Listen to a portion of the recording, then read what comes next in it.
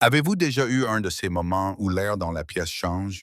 Quand quelqu'un que vous avez connu toute votre vie, quelqu'un que vous avez aimé et aimé dit quelque chose qui vous fait le voir sous un jour entièrement nouveau, eh bien, ça m'est arrivé. Et à ce jour, je n'arrive pas à oublier la façon dont il m'a regardé quand il l'a dit. Mais avant de tout vous dire, laissez-moi vous demander, d'où regardez-vous? Dans quelle ville ou petite ville êtes-vous assis en ce moment en train d'écouter mon histoire? J'aimerais le savoir parce que c'est l'une de ces histoires qui relie les cœurs à des kilomètres. Ça pourrait arriver n'importe où. Peut-être que c'est déjà le cas. Tout a commencé un mardi après-midi calme. Le soleil brillait à travers les rideaux de dentelle de ma petite maison juste à l'extérieur de Savannah.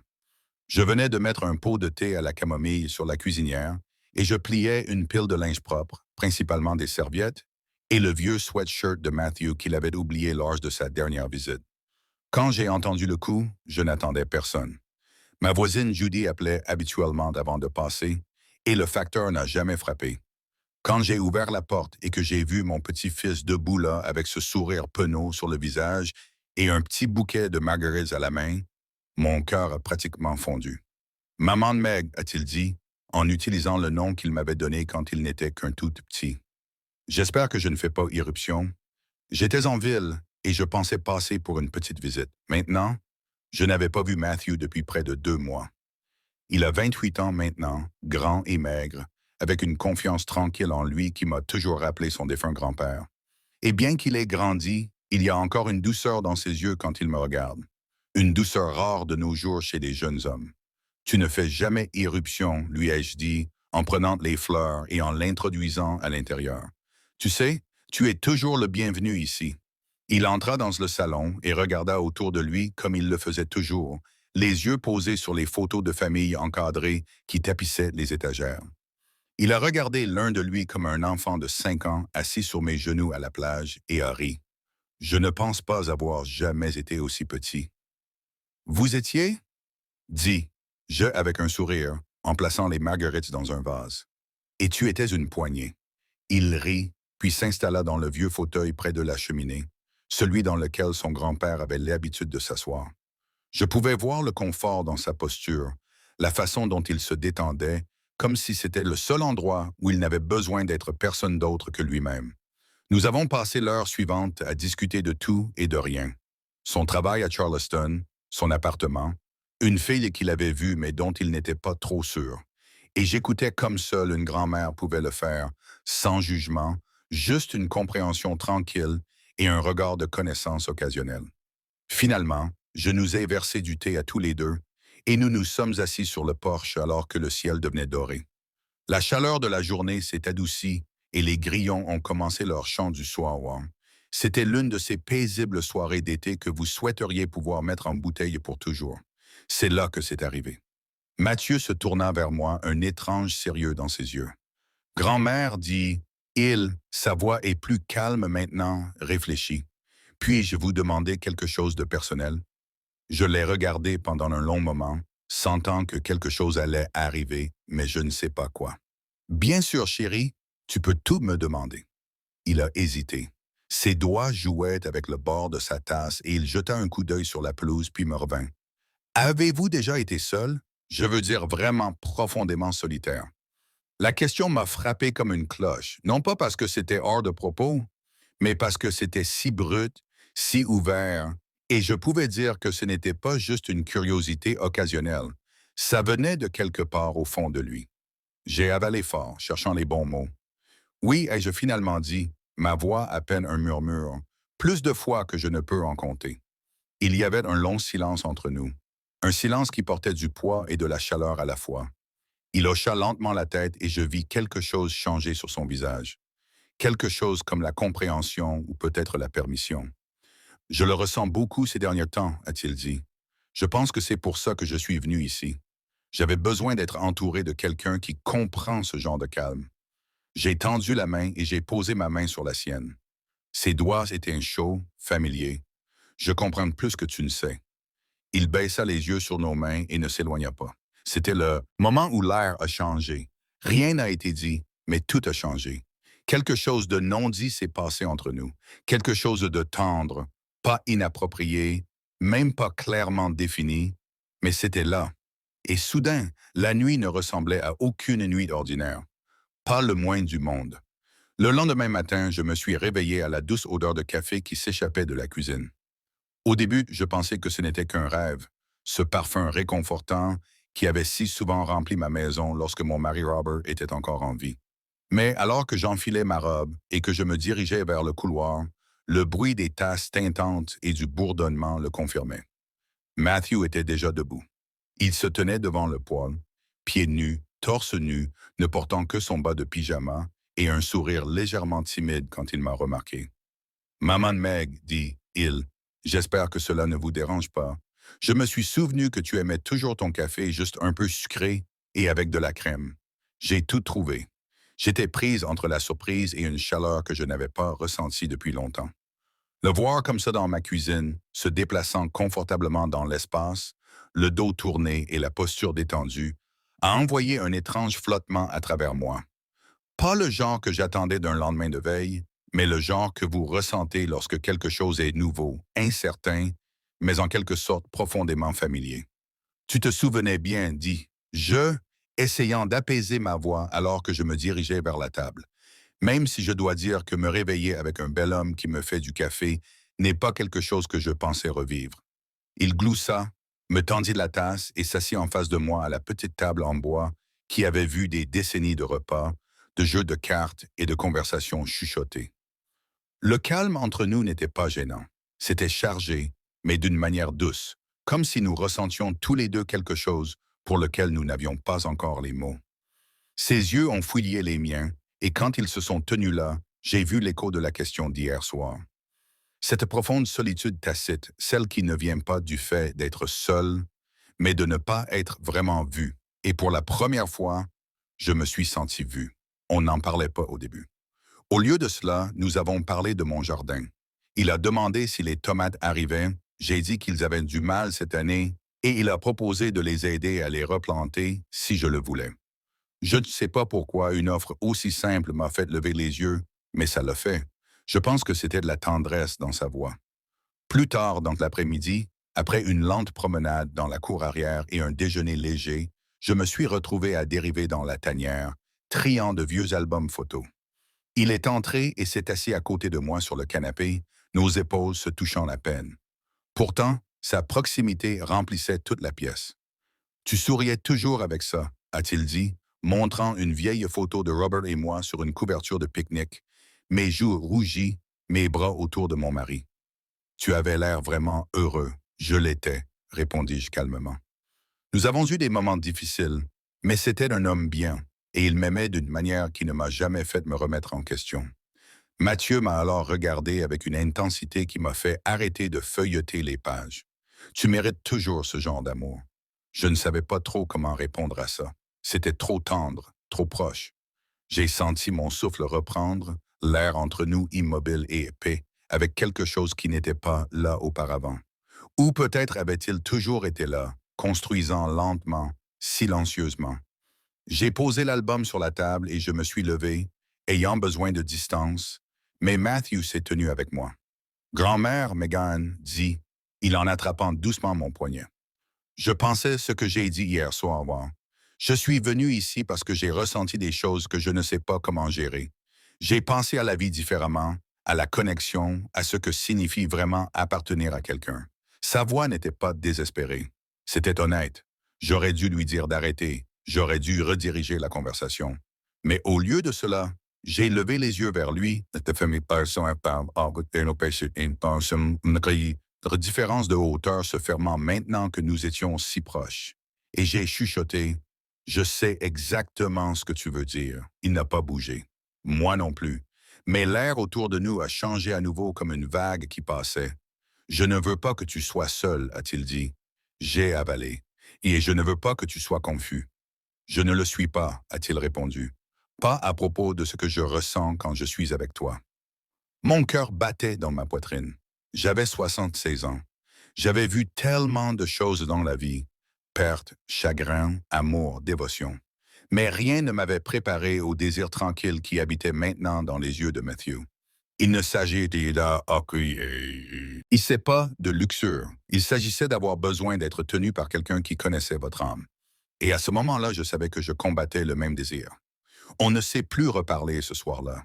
Il a préparé le dîner pendant que je m'asseyais sur le porche, essayant de donner un sens au sentiment qui s'était glissé comme du lierre à travers une vieille fenêtre. Quand il m'a rejoint, nous avons mangé en silence, les étoiles au-dessus de nous, les cicatas fredonnant en arrière-plan. Avant d'aller au lit, il s'est arrêté dans le couloir et s'est tourné vers moi. On peut en parler plus demain? Oui, j'ai dit. Bonne nuit, Malamek. Bonne nuit, Matthew.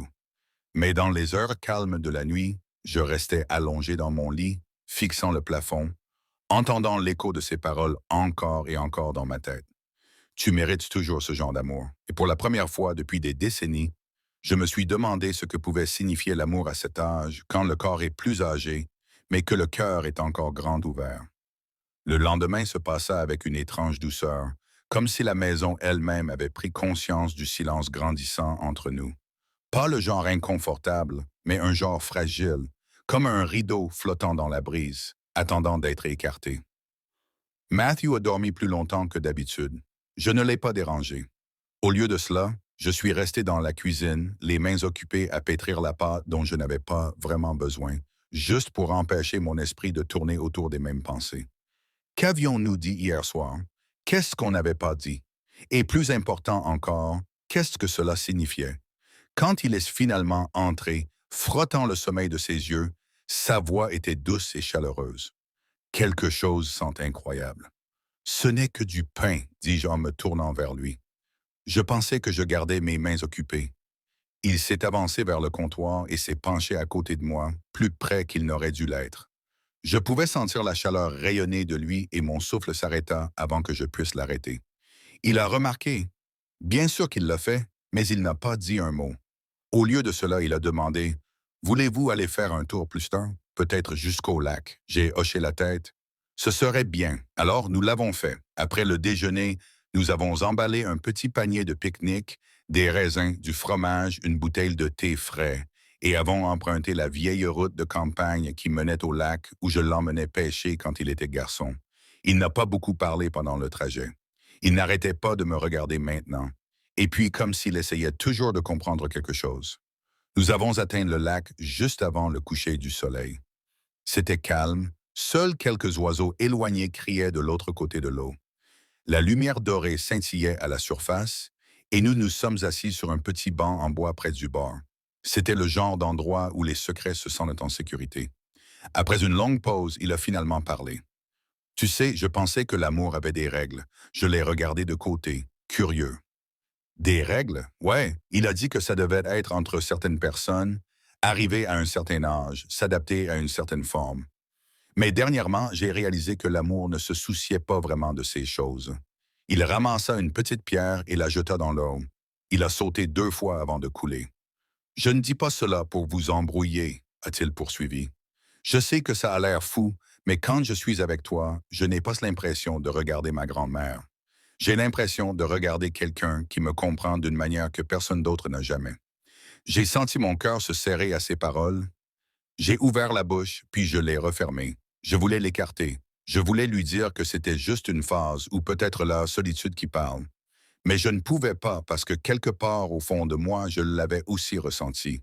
Tu es devenu un homme, dis-je doucement. Et tu m'as vu plus que ce que j'étais. Ce n'est pas rien.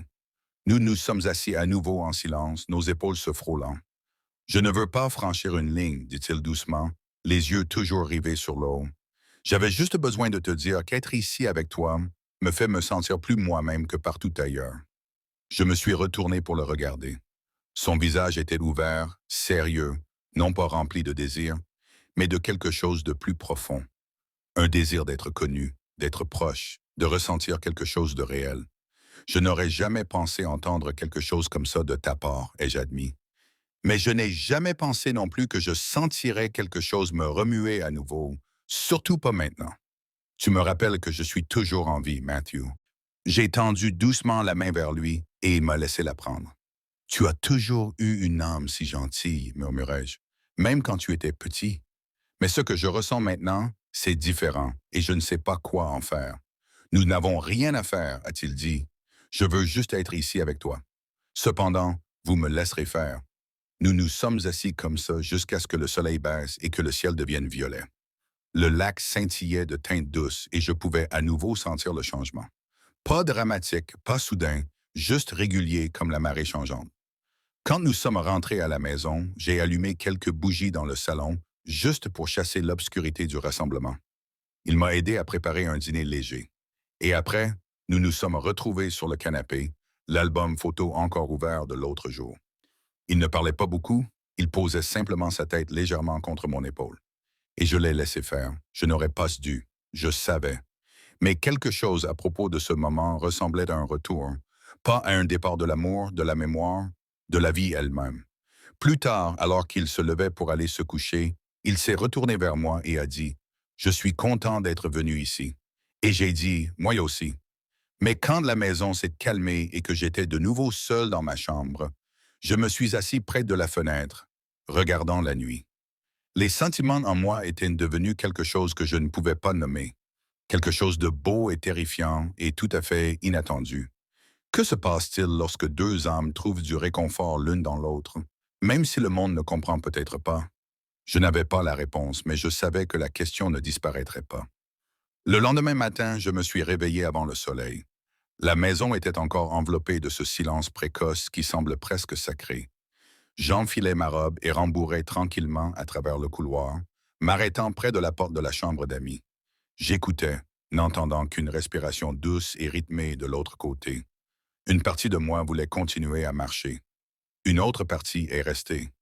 Au moment où Matthew se réveilla, la bouilloire sifflait déjà. Je versai notre thé et posai les tasses sur la table, essayant de calmer la tempête qui avait commencé à se déchaîner en moi.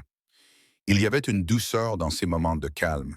Lui ici dans ma maison, se déplaçant à travers elle comme s'il y appartenait, comme si c'était comme ça que les choses étaient censées être. Mais cette douceur s'en mêlait dans une peur très réelle. Quand il est entré dans la cuisine, ses yeux étaient plus doux que je ne m'en souvenais, comme si le silence du matin avait calmé quelque chose en lui aussi. Bonjour, maman Meg, dit-il, ce nom maintenant porteur d'une autre sorte de tendresse. Amour du matin, ai-je répondu. Nous nous sommes assis sans parler pendant quelques minutes, sirotant juste du thé, respirant juste, jusqu'à ce qu'il pose enfin sa tasse et me regarde de l'autre côté de la table. Je n'ai pas beaucoup dormi la nuit dernière. J'ai hoché la tête. Moi non plus.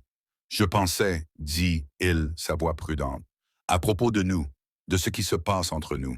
Je sais que ce n'est pas quelque chose que nous pouvons nommer facilement, mais je ne veux pas prétendre que ce n'est pas réel.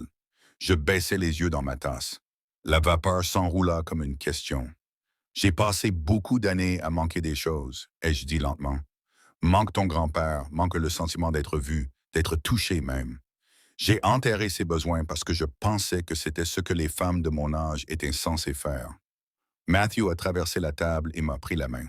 Son toucher était régulier, chaleureux. Vous n'êtes pas obligé de continuer à les enterrer, a-t-il dit. Les larmes piquaient au coin de mes yeux. Je détestais à quel point je me sentais cru, à quel point je me sentais exposé. Mais je me sentais aussi en sécurité, comme si je pouvais réellement dire les choses que je n'avais jamais osé dire à haute voix. Je ne pensais plus jamais me sentir proche de qui que ce soit, murmurai-je. Pas de cette façon, pas comme ça. Il me serra doucement de la main. Tu n'es plus seul. La journée s'est déroulée en rythme lent et délibéré. Nous sommes allés au jardin. Il m'a aidé à désherber la rose et à remplacer les piquets pour les tomates. On riait plus qu'on ne parlait. Il a sali sa chemise et a fait semblant de la détester, mais je savais que ça ne le dérangeait pas. Ce genre de travail, celui qui enracine vos mains dans la terre, vous faites quelque chose. Cela vous fonde, cela rend la vérité plus facile à affronter. Ce soir-là, après le dîner, j'ai mis un cardigan léger et je suis sorti sur le porche. La lune pendait bas, baignant tout dans l'argent. J'ai entendu la porte s'ouvrir derrière moi, puis Matthew est sorti tranquillement et s'est tenu à côté de moi. Puis-je te demander quelque chose? Il a dit. Bien sûr, il regarda dans l'obscurité, les mains posées sur la balustrade en bois. Si les choses étaient différentes, si je n'étais pas ton petit-fils, ressentirais-tu la même chose que maintenant? Je n'ai pas répondu tout de suite. Non pas parce que je ne savais pas, mais parce que la réponse était trop lourde pour être soulevée facilement. Oui, j'ai finalement dit que je le ferais. Il se tourna vers moi et l'expression ouverte, cherchant. Je ne pense pas que ce soit mal d'aimer quelqu'un qui vous aime en retour, a-t-il dit, même si le monde ne le comprendrait jamais. J'ai hoché la tête. Le monde n'a pas besoin de tout comprendre. Parfois, l'amour se passe tranquillement entre deux personnes qui viennent de se retrouver. Nous sommes restés silencieux pendant un long moment, écoutant les grillons et le bruissement des arbres. Il n'y avait plus de précipitation maintenant, plus de pression, juste un savoir partagé, une intimité émotionnelle profonde qui avait trouvé sa propre place dans le monde. Imparfait peut-être, mais réel. Finalement, nous nous sommes assis sur la vieille balançoire du porche et il a doucement enroulé un bras autour de moi. Ma tête reposait sur son épaule. La brise portait à l'odeur du chèvrefeuille. Le moment semblait suspendu dans le temps. Je ne sais pas de quoi demain sera fait. Je ne sais pas comment nous appellerons cette connexion, ni comment nous l'expliquerons. Peut-être qu'on ne le fera pas. Mais je le sais, l'amour ne frappe pas toujours poliment. Parfois, il vous trouve dans le calme. Parfois, il attend des décennies, caché derrière de vieux albums photos et des souvenirs évanouis avant de revenir dans la lumière. Et parfois, il se présente à votre porte d'entrée avec des marguerites à la main et une question que vous ne vous attendiez pas à entendre. Mais une fois qu'il arrive, vous ne pouvez pas le remplir. Et peut-être que tu n'as pas